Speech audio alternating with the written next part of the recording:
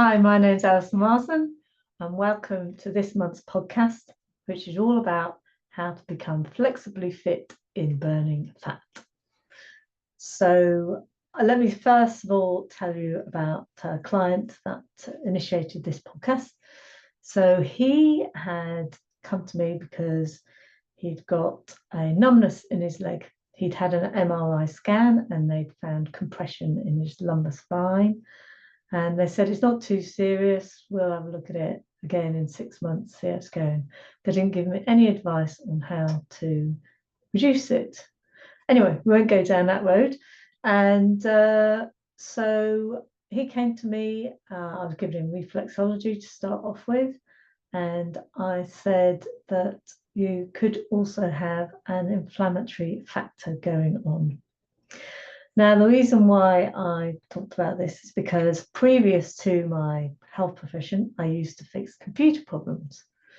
And when someone would say, oh, my computer's died, I'd go and have a look at it. And the first thing I'd do is check that the power cable was plugged in.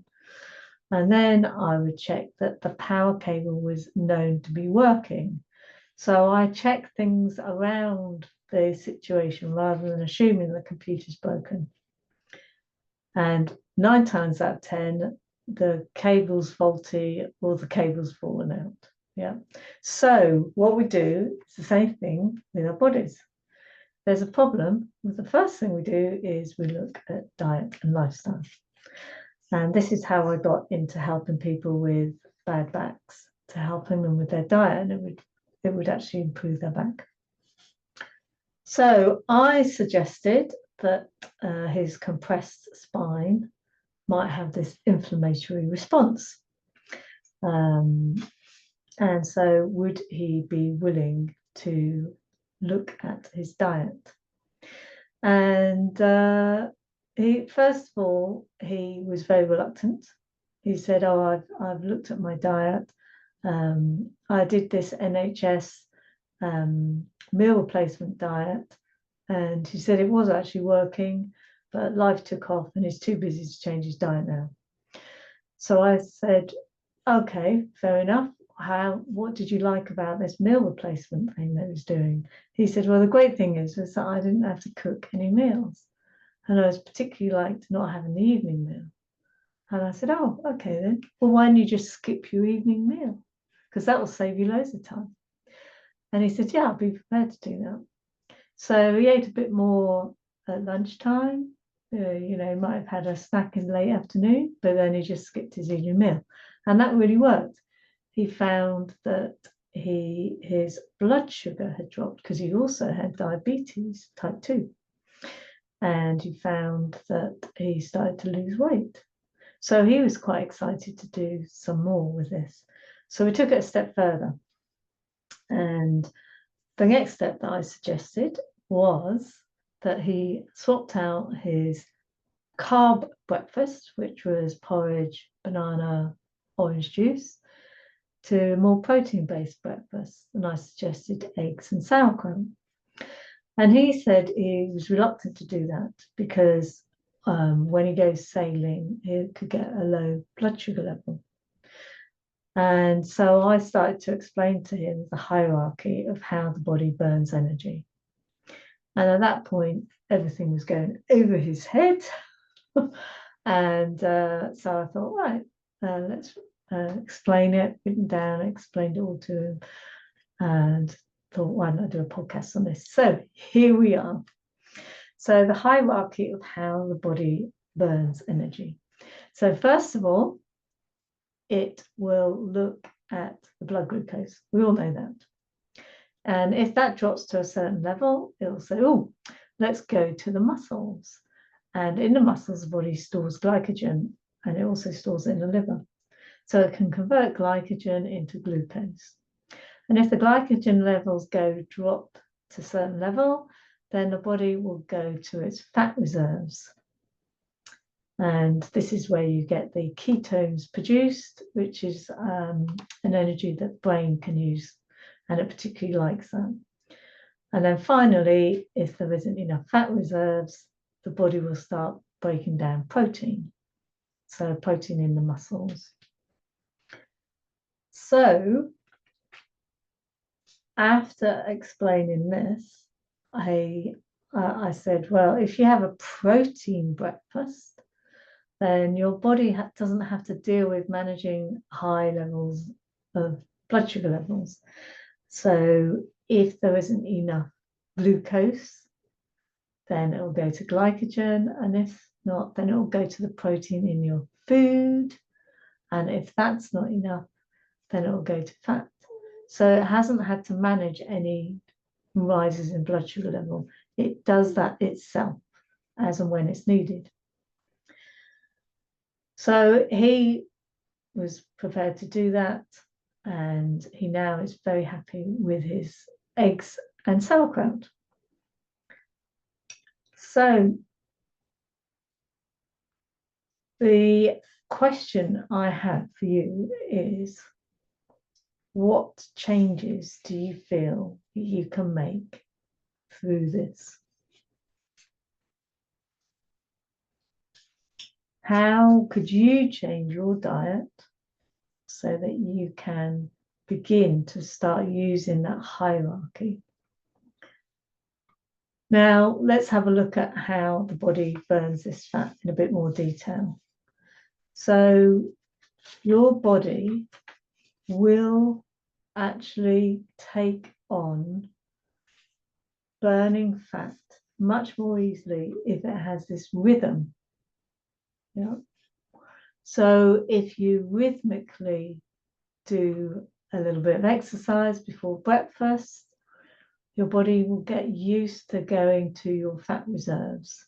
And when your body goes to the fat reserves, it then starts doing a little bit more housekeeping as well. It says, oh, let's sort out all these dead cells while we're here. So it does a little cleanse, cellular regeneration. And that is how fasting can actually be an anti-aging process if it's done gently. Yeah. So it's called autophagy, if you wanted a technical term, when the body starts breaking down fat, and then it does this housekeeping on a cellular level as well. So this is why it's really good to go through those phases: glucose, glycogen, and fat reserves.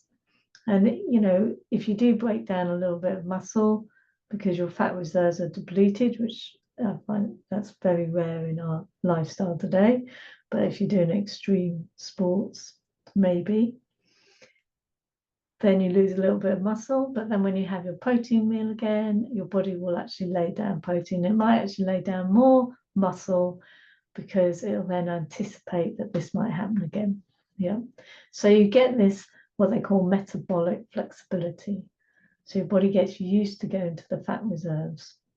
And then that helps stabilize your blood sugar levels, your mood, and you have a bit more clarity with your brain, with focus, because your body's used to doing that, and it can just tick away in the background,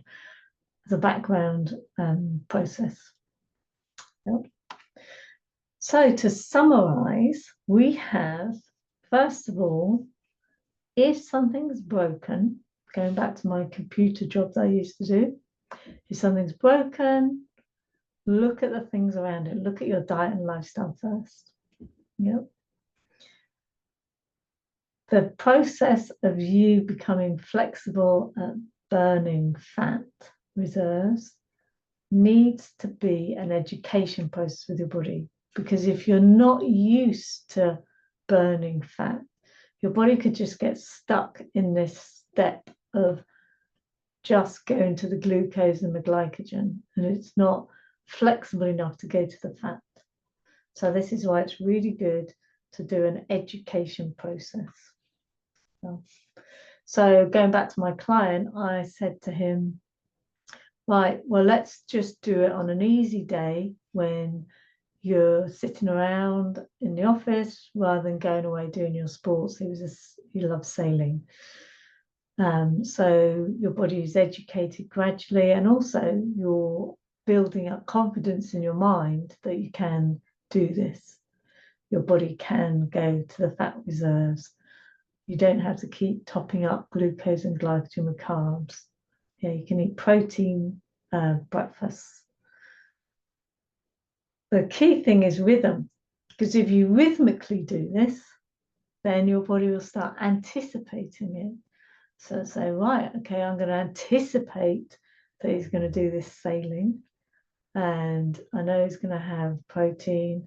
Look, the glucose levels are quite low. Let's just already start burning the fat. And this is where you get into the real benefits of it, doing regular routine. So you might regularly want to go running or do some exercise before you do your breakfast. Yep. So that's the summary. And finally, I'm going to ask you some questions. So have you got something in mind that you could do in your diet? Maybe you already have a protein breakfast. Maybe you think, I'm already on that one. Well, maybe what you could do is on an easy day, say, right, what I'm going to do is skip an evening meal. Or maybe eat really lightly and not have any carbs in my evening meal. And then have my protein breakfast. Yeah, so what could be your next step? Maybe you have carbs at every meal and you think, well, I can't cope with a carb breakfast. Maybe you could say, well, let's just reduce the carbs at lunchtime. Yeah. So have you got something in mind that you could do to make that one step? Maybe you haven't, maybe you need a little bit more information. So maybe you might want to go and read the full blog. Maybe you want to get a book on it. And you could buy my book called The Jigsaw Method. And I'll put that in the show notes.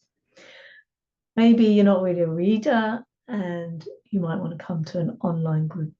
So I do a monthly online group meeting as well. Or maybe you're much better at talking to someone one-to-one, and I offer a free 20-minute consultation. So I hope you found that benefit. And I'd love to hear from you. Bye for now.